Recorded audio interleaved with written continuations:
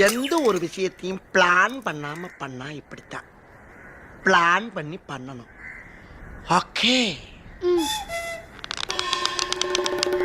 படிக்கும்போது சும்மா ஏதோ ஒரு சப்ஜெக்ட் வச்சு நம்ம படிச்சுட்டு நம்ம ஏதோ படித்தோம் அப்படின்ட்டு போகாமல் ஸோ ஒரு கோல் செட் பண்ண பழகிக்கோங்க. மொத்தமாக ஒரு புக் எடுத்துகிட்டு காலையில் ஃபுல்லாக நான் இதை படிக்க போகிறேன் அப்படின்னு சொல்லிட்டு நீங்கள் வந்து பொத்தாம்பதுவாக படிக்கிறத விட ஸோ 1 hour நீங்கள் ஸ்பிட் பண்ணி படிச்சீங்க அப்படின்னா கண்டிப்பாக அந்த டார்கெட்டை அச்சீவ் பண்ணும்போது ஒரு சந்தோஷம் நமக்கு கிரியேட் ஆகும். இந்த சந்தோஷத்தினுடைய வெளிப்பாடாக நம்முடைய பிரெயின் வந்து இன்னும் கொஞ்சம் டோப்பமைனை வந்து ரிலீஸ் பண்ண ஆரம்பிக்கும். ஸோ இதனால் அடுத்தடுத்த கட்டத்தில் நம்ம படிக்கும்போது நமக்கு நிச்சயமாக இன்ட்ரெஸ்டோடு நம்ம படிக்க ஆரம்பிப்போம்.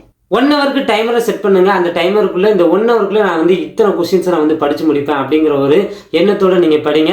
ஸோ அப்போ அந்த டைமர் வந்து ஓடிக்கிட்டே இருக்கும்போது காலம் வந்து வேகமாக ஓடிட்டு இருக்கு அப்படிங்கிறத உங்களால் ஃபீல் பண்ணிக்க முடியும். அப்படியே நீங்கள் கண்டினியூஸாக அந்த டைமர் வந்து ரொம்ப ஸ்பீடாக நகரும் போது உங்களுடைய ஸ்டடீஸ்லையும் வந்து ஸ்பீட் வரதை வந்து உங்களால் உணர முடியும்.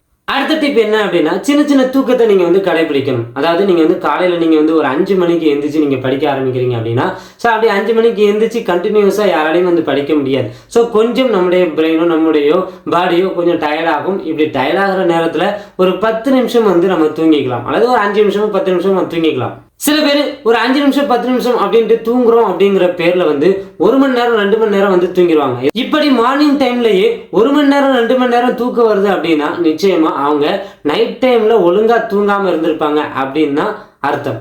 அடுத்த டிப் என்ன அப்படின்னா படிக்கும்போது ஒரே சப்ஜெக்டே படிக்காம சப்ஜெக்டை மாத்திக்கிட்டே இருக்கிறது நல்லது. இப்படி நம்ம சப்ஜெக்டை நம்ம மாற்றி நம்ம படித்தோம் அப்படின்னா போரிங் இல்லாமல் அந்த ஸ்டடீஸை நம்மளால கொண்டு போக முடியும். லைஃப்ங்கிறது மாரத்தான் ரேஸ் மாதிரி தான். அது ஓடிக்கிட்டே இருப்போம். நம்ம ஆரம்பத்தில் வந்து ஸ்லோவாக தான் ஓடிட்டு இருப்போம். ஸோ டார்கெட் நெருங்க நம்முடைய ஸ்பீடை வந்து இன்க்ரீஸ் பண்ணிக்கிட்டே இருக்கணும். அது மாதிரி தான் இந்த பப்ளிக் எக்ஸாம். இவ்வளோ நாள் நம்ம வந்து படிச்சுட்டே வந்திருக்கோம். நம்மளுடைய ஸ்டடீஸ் வந்து ஸ்லோவாக இருந்திருக்கும்.